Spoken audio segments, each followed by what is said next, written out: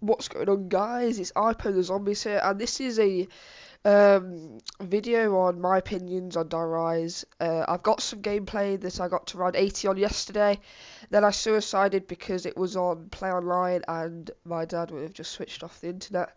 So I suicided. I could have played for another 2 hours, I believe, but I'm not sure what I'd have got up to. From round 63 to round 80 took me about 2 hours and 10 minutes or something like that. So I would have only got to maybe 88 or something. I'm not too sure on what I'd have got to because I haven't been that high yet. So this was on the third day of Die Rise before I start talking about Die Rise. Well, talking about my opinions on it. The first day it came out, I got round 59 and then I died. It was a fail. I wasn't going to upload that because, it was just playing. I just want to get used to the map. But this game was done, I reckon, in about 4.5 hours. I'm not too sure.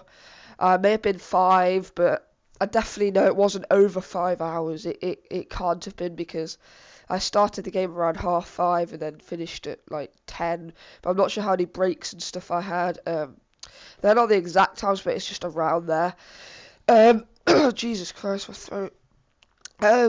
I did have like 12 downs in this game, but I never lost a revive because I revived myself with Who's Who every single time. So I've got good using I've got good using Who's Who already. There's only 3 spawns that you can spawn in when you're in this area. The best place to spawn in is, I don't actually know, maybe behind the bar, because every time I was spawning down by where the stairs is, there would always be walkers and stuff there that would hit me instantly when I was spawning. So I would reckon behind the bar because you can easily run out in time. If you're not, well, if you're over in this sort of area where I am now, it's easy enough to just run out. Because if you're down right down there, then you're gonna have to lose a quick revive. But Who's Who is very necessary on this map because getting all your perks back with them elevators, it's not possible.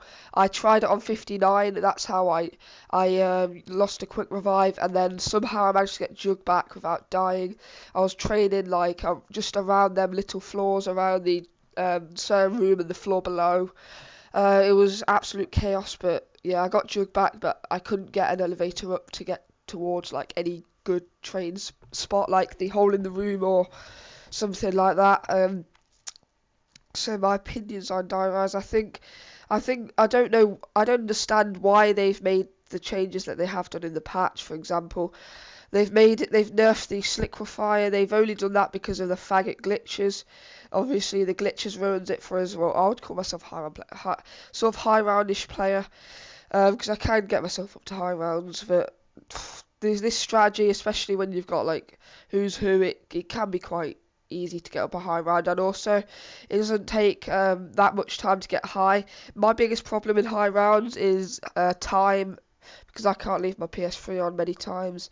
If I do have to say, I'm doing an update, yeah, can I leave it on? But too many updates in a row, like if I say I'm doing an update every week, they're gonna work out that I'm just like leaving it on just for the sake of it. They don't know what I'm doing, so there's no point in explaining. They'll just switch off. uh, so where it ranks on my list of maps on Black Ops 1, definitely first, but probably by a country mile, because once you've played this map, and then you go back to ray guns, killing with just ray guns, oh my god, it'll be a nightmare. It took me a whole day to get around 60 on town, but I didn't take breaks, so you may have got about 65ish on town, if you didn't take breaks, something like that, in a day. This was in one day, I think on a Saturday. Around 65, and it took me about 4.5 hours to get 80. It's absolutely ridiculous. You have to spin the box like constantly. It's really fun in this area. This is probably I'm definitely not going to use any of the strategy. Well, unless another strategy's found out that I think's quicker, but isn't that's quicker. That isn't immensely difficult. I did have 12 downs in here, but it's easy enough to get yourself back up because I have had 12 revives. So easy. This is easily my best map, my favourite map on Black Ops 2. I'm pretty sure quite a lot of people would agree with me there. where it ranks with Black Ops 1 maps, I'm not too sure at the minute because it's sort of still in its sort of honeymoon period where it's something new, so everyone's playing it. They don't really know how good it is yet. That's whenever a new game comes out, it has like a honeymoon period where it's good just because it's new. I'm not sure. I think this is. I'll keep playing this. I'm not sure if it's going to be like one of my all-time favorite maps, like Der Riese on Black Ops 1, or maybe Der Riese. What else? Probably Natch, one of my favorite maps. Not Verux or Shino. Maybe Ascension. That's one of my favorite maps. Not because it's easy, just because it's easy. And yeah, that's pretty much it for where I rank it. I'll probably rank it, third or fourth overall on every single map. Black Ops 1 and Black Ops 2, third or fourth, something around there. Because, wonder weapons in Black Ops 2. I mean, jet gun, what's the point in talking about that? It isn't even a wonder weapon. It's absolutely shocking. So it's good to have a decent wonder weapon, but they made it so it makes a pool of slime every 5 zombies that's killed. So if you get a chain of 50, that's 10 slimes, that's 10 pools of slime. It's absolutely ridiculous. When you're in quite close to the back of the wall, they're constantly slipping over, going into the back of the wall, making it making it very, very hard to round, and oh my god, it's chaos, it's mayhem. What else have they done to it? They've done something to it, so I think they've put a limit on the chain reaction. They've made it so it's not as easy to chain react, I swear, because you could like chain react around 40 on before the patch, but now they're all like slipping over around the back near the elevator. They're all slipping over. I don't know why. Maybe because there's so many pools of slime. I think before the patch, correct me if I'm wrong in the comments, but I think there was only one pool of slime for every single, so like one shot, one pool of slime. No matter how many zombies got killed, 500 or 24, there would be just one pool of slime, and that'd be it. So you wouldn't have the chaos that you have now. Look at all these pools of flipping slime in the middle, and I think I've got invisible slime there. That's what kept happening in my game. I kept getting invisible slime, and the zombies were just slipping over on nothing. But I knew there was slime there, but the animations for the slime are gone, so it made it quite hard to actually know where the slime is. So I didn't really know where to run. I don't know what was wrong with that. I didn't really hear anyone saying about that before the patch. So once again, they've fucked up again. What else did they put in the patch? They patched a few spots, but I mean, come on. On the first day I got back from school, downloaded Die Rise, and there's someone who already had round 115. I mean, there must have been a glitch on Xbox that they hadn't patched, because Treyarch are that shite. Their beloved Xbox, Sifmas made a video on this. I totally agreed with him. That they had Die Rise out for a month on their beloved Xbox and couldn't find out all the glitch. Well, not all the. I didn't expect them to find out all the glitches. I get some fag just rang me there, Skype. I didn't expect them to find out all the glitches, but I expected them to find out, like, the zombies can't even get to them in that spot. I'm pretty sure you know which spot I mean.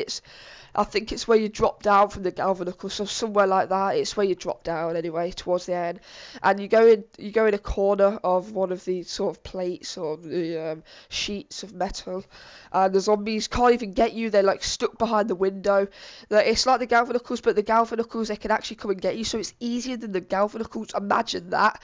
People have got oh my god, I believe there's also crawlers past round 101 or something. I don't know why it's 102, but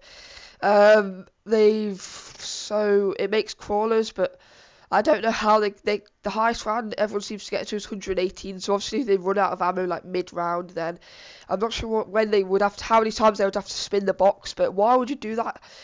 Why would you glitch to 118? How boring would that be? I think it was Mega Tiny Boy's video. I saw a Boyster, and he said he used it up until 40 or something, and he said it was unbelievably boring up until 40. So imagine how boring it would be up until 118. What would you do? Like, you just sit there and look. You can maybe talk to your friends or something, but it would just be so boring. I just don't know why people do it, but that's just what other people like. The suicide is really crap, but it's not very original. It's just a normal die-rise suicide, just jumping off the elevator. This is pretty much the end of the combat. I've really enjoyed making this commentary actually. I love talking about my opinions. Hopefully, Payback's a bitch! Just so you know, so it becomes liquid! Suicide The now. exact Completely opposite of the failed. situation I It's like recently something you experienced can't with go my buy it. digestive system. Those zombies can. I'm pretty sure zombies can anyway. There we go, the dead bodies. And look at this for a flipping spawn. I mean, come on. Come on. Well, the zombies are all around there. Spawn me like behind the bar or down by the stairs or something. I believe I got ranked 286 on this. That's absolutely shocking. I'll probably be like top 10 legit people on solo. It's absolutely crazy with glitches. Anyway, guys, it's the end of my opinions on Die Rise. See ya.